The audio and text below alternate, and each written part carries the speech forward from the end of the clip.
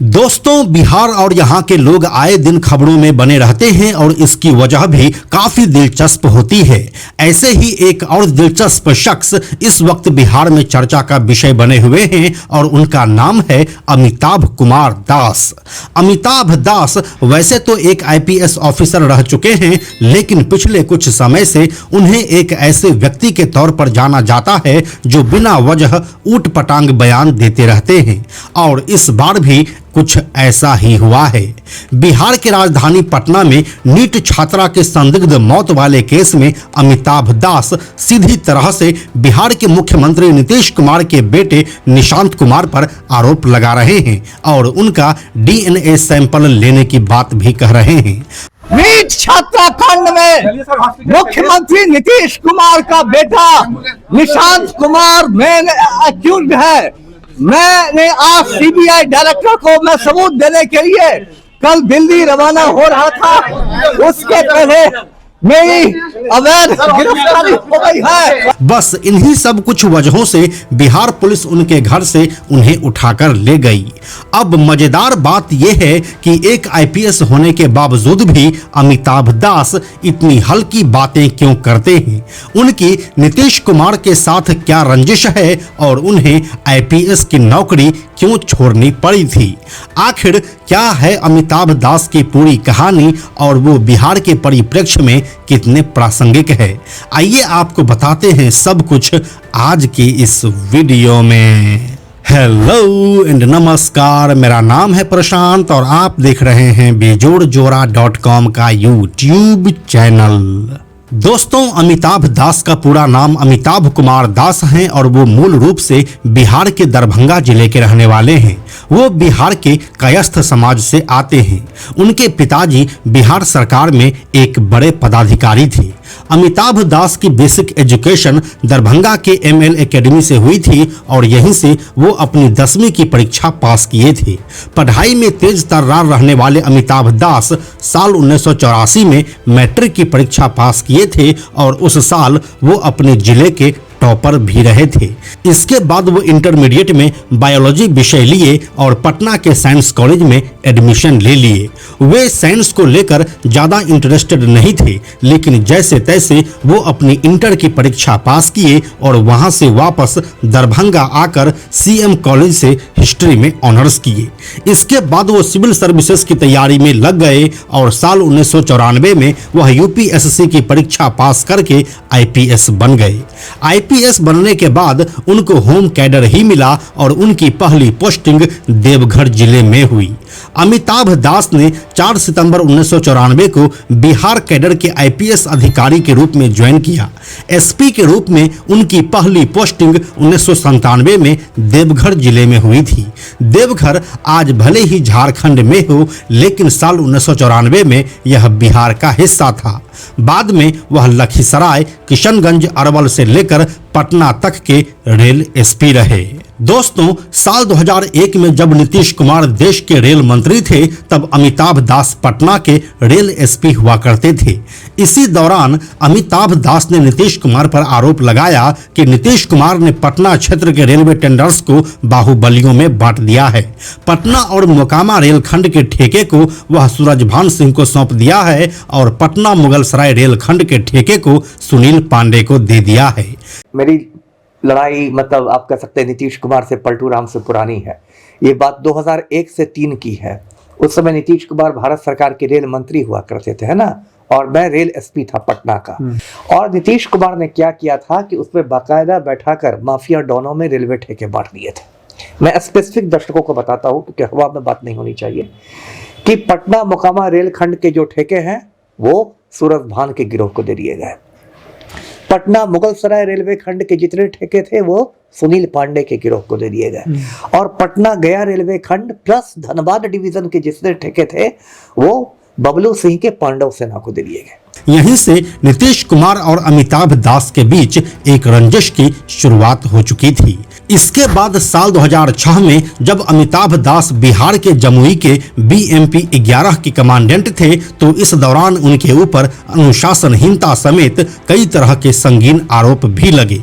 साल 2006 में अमिताभ दास पर एक महिला ने यौन शोषण का आरोप लगाया था। महिला ने कहा था कि अमिताभ दास ने शादी का झूठा वादा करके लंबे समय तक उसका यौन शोषण किया है। इसके चलते 28 अगस्त 2007 को अमिताभ दास के खिलाफ विभागीय कार्यवाही शुरू की गई। इस दौरान उन्हें करीब 10 सालों तक प्रमोशन नहीं मिला।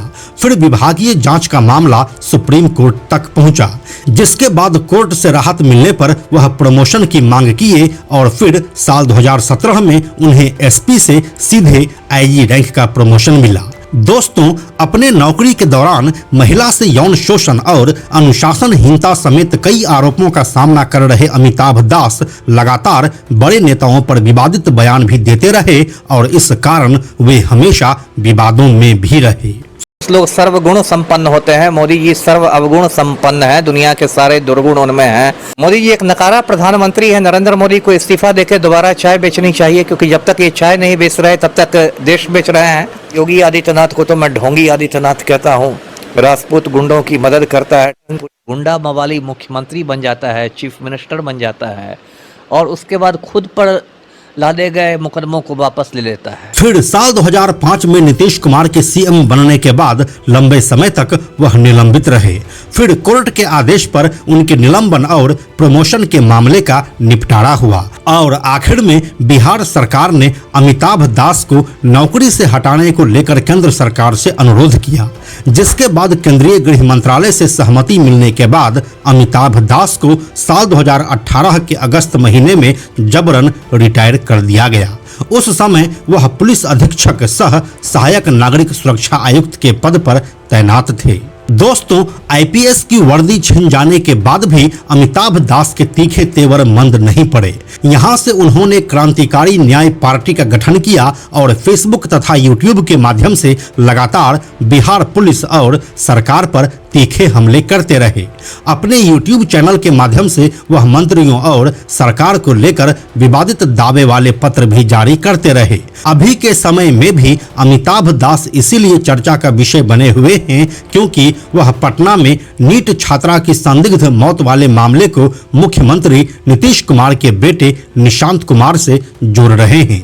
दोस्तों, साल 2018 में उनके रिटायर होने से लेकर अब तक वह कौन कौन से विवादित बयान दिए हैं, आइए आपको पहले यह बताते हैं। सबसे पहले साल 2019 की बात करते हैं। इस साल 22 अगस्त को अमिताभ दास ने बिहार सरकार से सुरक्षा देने की मांग की थी। DGP को लिखे अपने पत्र में उन्होंने कहा कि AK-47 मामले में फरार चल रहे मोकामा विधायक अनंत सिंह मेरी हत्या करवा सकते हैं।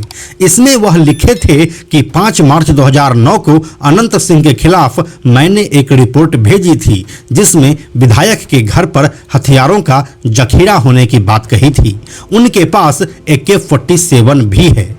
उस वक्त अनंत सिंह मुख्यमंत्री नीतीश कुमार के करीबी थे, इसी वजह से पुलिस मुख्यालय ने मेरी रिपोर्ट पर ध्यान नहीं दिया। फिर 16 अगस्त 2019 को विधायक आवास पर छापेमारी हुई और AK-47 समेत कई हथियार बरामद किए गए। अब बात 9 फरवरी 2021 की। अमिताभ दास ने नीतीश कुमार के मंत्री लेसी सिंह के बारे में DGP को एक पत्र लिखा था। उसमें कहा था कि लेसी सिंह के ठिकानों पर AK-47, AK-56 और SLR जैसे अत्याधुनिक हथियार छिपाकर रखे गए हैं। इसके बारे में उनके पास पक्की सूचना है। पुलिस को जल्द से जल्द लेसी सिंह के ठिकानों पर छापेमारी करनी चाहिए। अमिताभ दास ने कहा था कि लेसी सिंह का पति बूटन सिंह पूर्णिया का कुख्यात अपराधी था। सीमांचल इलाके में उनका आतंक था। अपने पति की हत्या के बाद उसके गिरोह की कमान लेसी सिंह खुद संभाल ली है और गिरोह के सारे हथियार उन्हीं के ठिकानों पर छिपा कर रखे गए हैं। इसके बाद 6 फरवरी 2022 को अमिताभ दास का एक और बयान आता है। अमिताभ दास ने पटना सिटी के गाय घाट स्थित महिला रिमांड होम को लेकर दावा किया था कि यहां पर रह चुकी कुछ लड़कियों ने उनसे कांटेक्ट किया है। उन्होंने बिहार सरकार के 4 मंत्रियों के नाम बताए जिनके पास लड़कियों की सप्लाई की जाती है। अमिताभ दास ने महिला रिमांड होम के मामले को लेकर 3 फरवरी 2022 को बिहार के राज्यपाल को एक लेटर भी लिखा था। इसमें मंत्रियों के पास लड़कियां पहुंचाने के आरोप लगाए थे और इस मामले की सीबीआई जांच करवाने की मांग भी की थी। इसके बाद साल 2023 में अमिताभ दास बाहुबली विधायक आनंद मोहन को लेकर अपना बयान देते हैं। 27 अप्रैल 2023 को आनंद मोहन जेल से रिहा हुए थे। इसके बाद 10 मई 2023 को अमिताभ दास ने उन पर सुपारी देने का आरोप लगाया। उन्होंने कहा था कि मैंने बाहुबली की रिहाई के विरोध में आवाज उठाई है और कभी भी मेरी हत्या हो सकती है। बाहुबली ने अपने गुर्गों को आदेश दिया है कि अमिताभ दास को जी कृष्णैया के पास पहुंचा दो। अमिताभ दास ने आनंद मोहन की रिहाई का विरोध किया था और पटना हाईकोर्ट में जनहित याचिका दायर की और गोपालगंज के पूर्व डीएम जी कृष्णैया की पत्नी को भी रिहाई के विरोध में आगे लाया था। इस बयान के बाद बिहार सरकार ने 2 बंदूकधारी सिपाही को अमिताभ दास की सुरक्षा में लगाया था। अभी का हालिया मामला कुछ ऐसा है कि फिलहाल के लिए अमिताभ दास को बिहार पुलिस ने गिरफ्तारी के बाद उनका मेडिकल करवाया और कुछ पूछताछ के बाद उनको छोड़ दिया गया और अभी वो अपने घर में है। ऐसे में जिस ऊटपटांग बयानों के लिए वह जाने जाते हैं वह एक आईपीएस के छवि के लिए सही नहीं है और इसीलिए बिहार के या किसी और के परिप्रेक्ष्य में भी वह कहीं से भी प्रासंगिक नहीं दिखते हैं। बाकी इसके बारे में अपनी राय आप हमें कमेंट में लिखकर बताइए। हम जल्दी मिलते हैं आपसे एक नए वीडियो के साथ में हम आपको यह भी बताते चलें कि आप में से 97% ऐसे लोग हैं जो हमारे वीडियोस को देखते तो हैं लेकिन हमारे चैनल को सब्सक्राइब नहीं करते हैं। ऐसे लोगों से हमारी हाथ जोड़कर विनती है कि अगर आपको हमारे वीडियोस पसंद आ रहे हैं तो आप बेजोड़ जोड़ा के इस चैनल को सब्सक्राइब जरूर कर लीजिए। साथ ही बेजोड़ जोड़ा नाम से हमारा एक एक्स अकाउंट है यानी कि ट्विटर अकाउंट है, आप उसे भी फॉलो जरूर कीजिए। यह वीडियो अगर आपको पसंद आया तो इसे लाइक और शेयर जरूर करें। आने वाले वीडियोस के लिए बेजोड़ जोड़ा को सब्सक्राइब करके बेल आइकन को टच करना ना भूलें। Thank you so much.